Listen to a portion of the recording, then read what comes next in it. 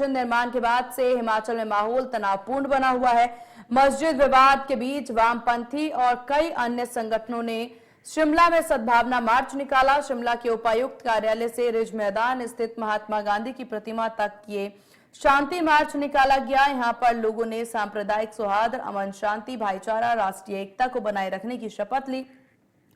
मार्च में सीटू की प्रदेश अध्यक्ष विजेंद्र मेहरा और पूर्व महापौर संजय चौहान, माकपा के पूर्व में विधायक रहे राकेश सिंघा, आप नेता राकेश अजटा समेत सैकड़ों लोग मौजूद रहे।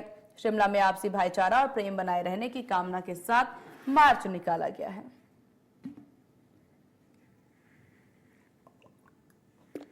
आज हम एक मिनिमम प्रोग्राम पर हैं और मैं समझता हूं मैं उस मिनिमम प्रोग्राम के फ्रेमवर्क से बाहर नहीं जाने वाला।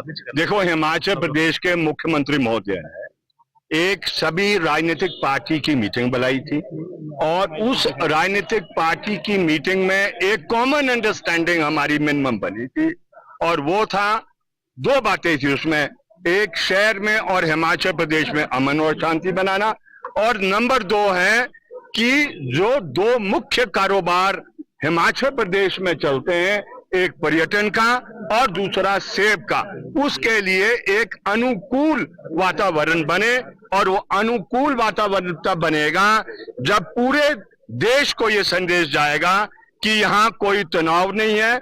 और मेरा भी मानना ये है, जो तनाव हुआ होगा चंद दिनों का होगा, आज वो समाप्त है। और इसलिए हम पूरे देश को ये संदेश देना चाहते हैं, जो घूमना चाहते हैं आए, शिमला में आए, हिमाचल प्रदेश के कोने कोने में आए। हिमाचल प्रदेश की अवाम, हिमाचल प्रदेश के लोग आपको स्वागत करेंगे। और जो सेब के कारोबार में भी शामिल है, उनको भी हम कहना चाहते हैं, आप अपना कारोबार करें और यहाँ पर पूरा वातावरण आपके कारोबार करने के लिए भी अनुकूल है। इतनी बात मैं आज आपसे साझा करना चाहता हूँ। शायद जो है ये प्रश्न मेरे स्तर पे जो है डील किया नहीं जा सकता। संविधान के अंदर कानून व्यवस्था बनाए रखने की जिम्मेवारी सरकार की है और सरकार ने इसका दायित्व पुलिस विभाग को दिया है। इसको लेकर जो है वो किए जा सकते। मैंने आज सुबह जो यहाँ के पुलिस अधीक्षक है, एसपी, उनका एक आप लोगों के माध्यम से जो बाइट आया है, उन्होंने उस आधार कार्ड के स्टैंड को क्लैरिफाई किया। मेरे ख्याल से वो बेहतर है, आप लोगों ने उसको प्रसारित किया और जितनी मेरी समझ है इसके बारे में, मैं उससे लगभग जो है उनके वक्तव्य से घटा, संजौली में घटा या और जगह घटा, तो बहुत शर्मनाक था। संजय जी ने सब कुछ बताया कि मार्च किस लिए है। शिमला में आज तक कभी ऐसा कुछ नहीं हुआ। हमें भी काफी 60 साल शिमला में हो गए हैं, हमने कभी भी ऐसा नहीं देखा। हम सब एक हैं और एक रहेंगे। एक गाना आया था, हिंदू हैं हम, मजहब नहीं सिखाता आपस में बैर रखना, हिंदू हैं हम, हिंदुस्तान हमारा। मेरा सबसे अपील रहेगी, शिमला वासियों से अपील रहेगी, जिस प्रकार से शिमला के लोग शांति प्रिय हैं, वैसी ही शांति बना के रखें। हमारी मांग है, जैसे हम पिछले 25 सालों से यहाँ रह रहे हैं और यहाँ का माहौल बिल्कुल शांत और खुशहाल है, वो ही दोबारा वापिस लाना चाहते थे। हमें किसी से कोई ये नहीं है भाई ये हिंदू है मुसलमान है, यहाँ कभी आज तक ऐसा हुआ ही नहीं। ये हमने अपनी जिंदगी में पहली बार देखा कि ये हिंदू है मुसलमान है, ये तो यहाँ होना ही नहीं चाहिए। यहाँ हमेशा शांति का माहौल रहा है और हमेशा शांति।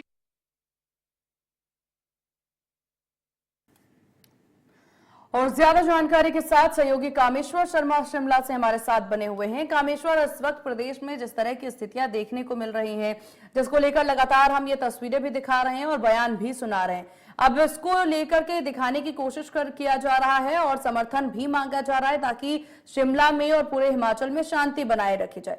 मौजूदा स्थिति किस प्रकार की, जरा उस पर जानकारी दें पहले।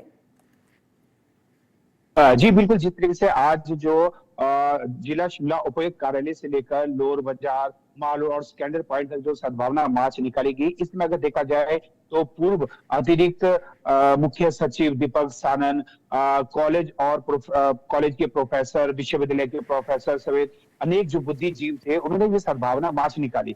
वहीं अगर देखा जाए पूर्व अतिरिक्त मुख्य सचिव जो दीपक सानाना ने कहा है कि कुछ शरारती तत्व जो हिमाचल प्रदेश का जो माहौल खराब करना चाह रहे हैं। यदि देखा जाए आजादी के बाद चाहे हिंदू मुस्लिम शांतिपूर्ण तरीके से प्रदेश में रह रहे हैं और कुछ शरारती तत्व द्वारा जो ये शरारत की जा रही जिससे ये माहौल बिगड़ा है। वहीं अगर देखा जाए जो पूर्व विधायक राकेश सिंघा जो कि माप का नेता भी है, उन्होंने स्पष्ट रूप से कहा है कि हिमाचल प्रदेश में जो इस तरीके की जो स्थिति अभी आई है इससे कहीं ना तो कहीं जो हिमाचल के टूरिज्म में अत्यधिक प्रभाव देखने को मिला है, साथ ही सेब कारोबार में इसका प्रभाव देखने को मिला। अगर देखा जाए हिमाचल प्रदेश में 55,000 करोड़ से अधिक का जो कारोबार है प्रति वर्ष हिमाचल प्रदेश में होता है और एकमात्र जो साधन है और हिमाचल प्रदेश में 70% से अधिक किसान और बागवान, ऐसे में खासकर जो सेब के कारोबार में इसका प्रभाव अत्यधिक देखने को मिला है। वहीं अगर हम टूरिज्म की बात करें तो 31 अगस्त को जो दो गुटों के बीच एक लड़ाई हुई थी जिसके दौरान जो एक गुट जो मुस्लिम समुदाय के थे वो मस्जिद में संजौली में छुपा था, जिसके पश्चात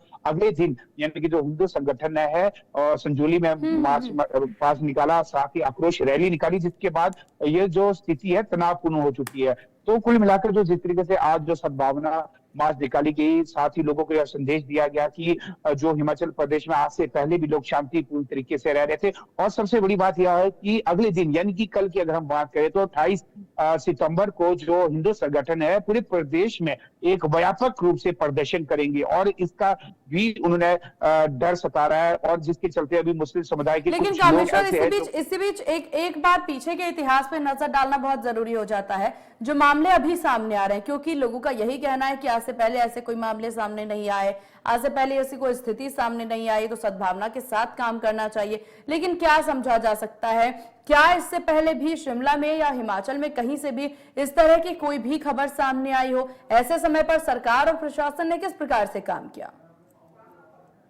जी, अगर हम हिमाचल प्रदेश के इतिहास की बात करें तो कभी भी हिंदू जो मुस्लिम है कभी ऐसा दंगे वाली स्थिति यहाँ पर नहीं हुई। अन्य राज्य की बात करें तो वहां जरूर देखने को मिले, लेकिन हिमाचल प्रदेश में भाईचारा दिखा है। अगर देखा जाए जो आम आदमी पार्टी के जो शिमला संसदीय अध्यक्ष है चमन राकेश हास्टा, उन्होंने स्पष्ट रूप से कहा है कि मैं स्वयं एक चौपाल विधानसभा क्षेत्र के अंतर्गत आता हूँ जहां पर जो हिंदू और मुस्लिम के जो घर है आमने सामने है। यदि कोई शादी ब्याह या मरना जीना होता है तो आपस में लोग आते भी है, जाते भी है, शादियों में आते भी है, कार्य भी करते हैं और प्यारपूर्ण शांतिपूर्ण तरीके से रहते हैं। तो खासकर जो देखा जा रहा है चौपाल जो क्षेत्र है, चौपाल में कई गांव ऐसे हैं जहां पर मुस्लिम भी रहते हैं और हिंदू भी रहते हैं, तो वहां भी इस तरीके की जो स्थिति है वो उत्पन्न नहीं हुई है। लेकिन वहीं आम आदमी पार्टी के जो नेता है चमन राकेश हास्टा ने स्पष्ट रूप से कहा है कि जो कुछ लोग शरारती तत्व इसे कहीं ना तो कहीं माहौल को खराब करना चाह रहे हैं। वही जो पूर्व महापौर है संजय चौहान, उन्होंने भी स्पष्ट रूप से आरोप लगाते हुए खासकर भाजपा पर आरोप लगाया है कि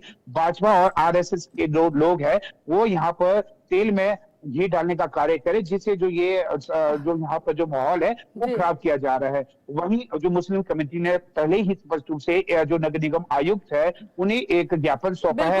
हालांकि अब ये सब कहना एक राजनीतिक तौर पर बयान है, आग में घी डालने की कहावत हो या फिर कोई और बात हो।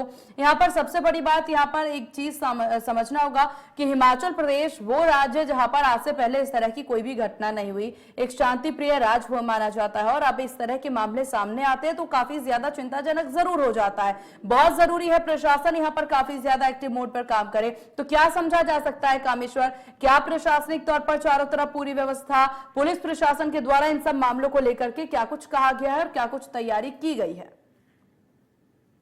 देखो, जिस तरीके से एक कोटखाई में एक रोहित नामक व्यक्ति ने यह आरोप लगाया था कि एक ही क्षेत्र में लगभग जो जन्म तिथि है आधार कार्ड में एक है, लेकिन उसका जो स्पष्टीकरण है जिला शिमला एसपी संजीव गांधी ने स्पष्ट रूप से कहा है कि ये जो थी ये टेक्निकल प्रॉब्लम के चलते एक ही तिथि आई, जबकि उन्होंने आगे की छानबीन की और उसके बाद पाया गया कि जो व्यक्ति है पहले से यहीं पर रह रहे थे और जो ये टेक्निकल प्रॉब्लम है। तो कुल मिलाकर जो पुलिस प्रशासन का अगर हम बात करें सुरक्षा की, तो जब से यह विवाद फैला है जो 31 अगस्त के बाद 1 सितंबर को जो आक्रोश रैली निकाली, उसके बाद चाहे देखा जाए 2 बार संजौली में निकाली गई, विधानसभा सत्र जिस दौरान चला था उस दौरान भी वहां पर किया गया। तो उसके पश्चात जो मस्जिद की सिक्योरिटी है पुलिस प्रशासन ने बढ़ा दी है।